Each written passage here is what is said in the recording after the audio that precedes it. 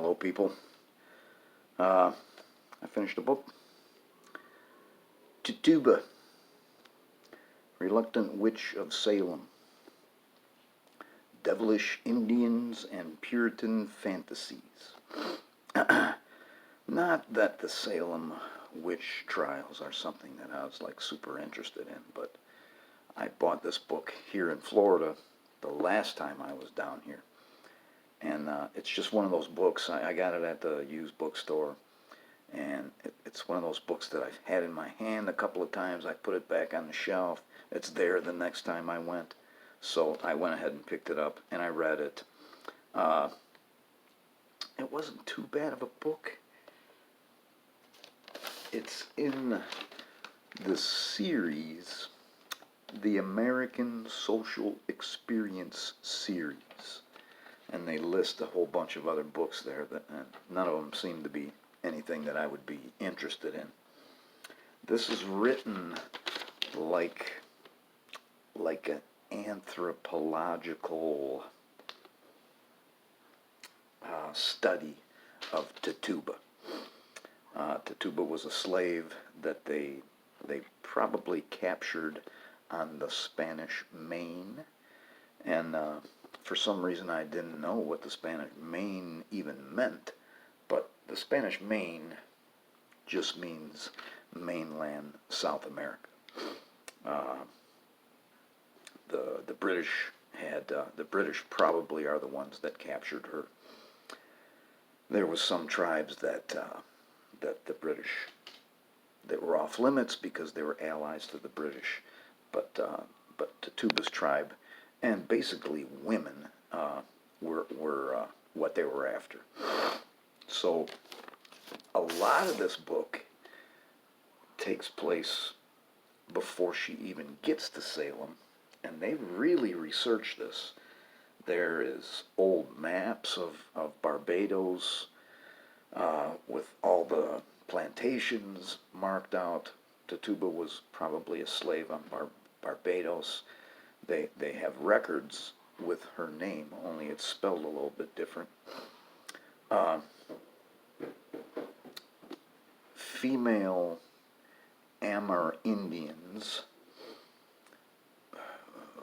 were in the house. They were, they did the cooking and shit like that. So they were kind of sought after. This book was published in 1996, and it's 181 pages, and I have a question mark after the 181 because they have the Salem witch trials. They have the whole what's that word I'm looking for? They have the whole thing there. Thing is not the word I was looking for. All the questions and answers, they have that. And I put the question mark there because it's super small print, and I did not know whether I was going to read it or not. I kind of scanned over it. It wasn't too bad.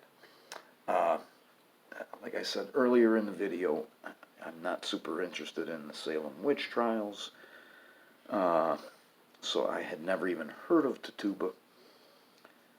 But apparently, over the years, Tittuba has taken on some aspects that she was not. She was not black. She was an Amerindian. And since the United States is a pretty racist country, we have slowly turned her into a black person. There was no naked dancing in the forest. There was no orgies. Tittuba and her husband and one of the girls that was accused of witchcraft, they baked a witch cake. And a witch cake is, they never really explained what you do with a witch cake, but a witch cake helps you find out who the witch is that's been bothering you, that's been tormenting you. They went crazy, these people. They accused, 100 people.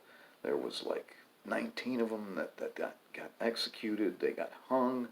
One of the guys got pressed to death.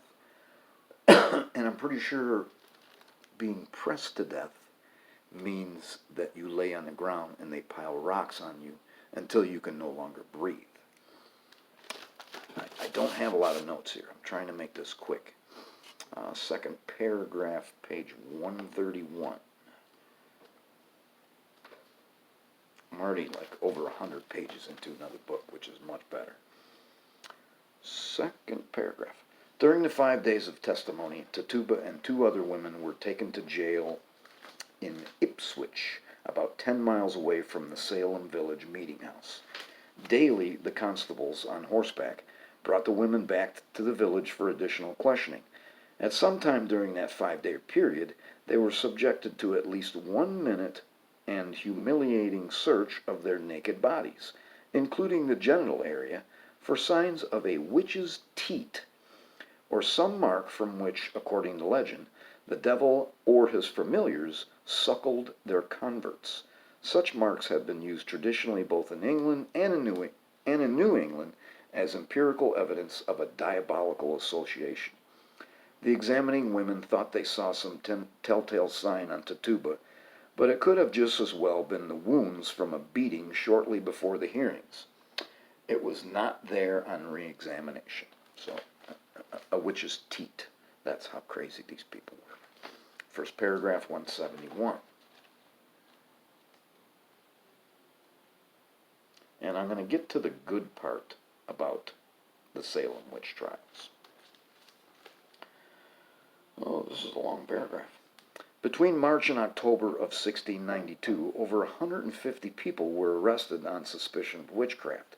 24 would die before the crisis was over, 19 by hanging, 1 pressed to death, and 4 from other causes while in prison. Hundreds of lives would be disrupted by the jailings, the loss of property, and the absence of needed labor on the farm and in the household. Ties between children and parents, between husbands and wives, among siblings and neighbors, were frayed by accusations and counter-accusations. Some would never recover from the trauma. 5-year-old Dorcas Good, imprisoned in chains for 9 months, was so terrified by the experience that she became unmanageable as she grew older. Her father reported in 1710 that she hath ever since been very chargeable, irresponsible, and a burden to him, having little or no reason to govern herself. The petition submitted to the General Court to reclaim lost property and receive restitution for the cost of imprisonment highlights some of the personal tragedies and economic cost of the witch hunt, but the full impact of those events was probably much greater than those extant written sources indicate. Tittuba's confession had consequences and ramifications that no one could have predicted in March of 1692, and are still being explored 300 years later. Her own life was compellingly altered. My last note there is spectral evidence, and that's the good part of this, because when the judges, when the dust settled and the judges and some of the politicians that were in that area took a good look at everything, they said, you know what, we are no longer going to accept spectral evidence. And spectral evidence was just somebody saying, this person tormented me, or that person tormented me, they pinched me, and crazy shit. They were crazy back then. God damn. Thanks for watching.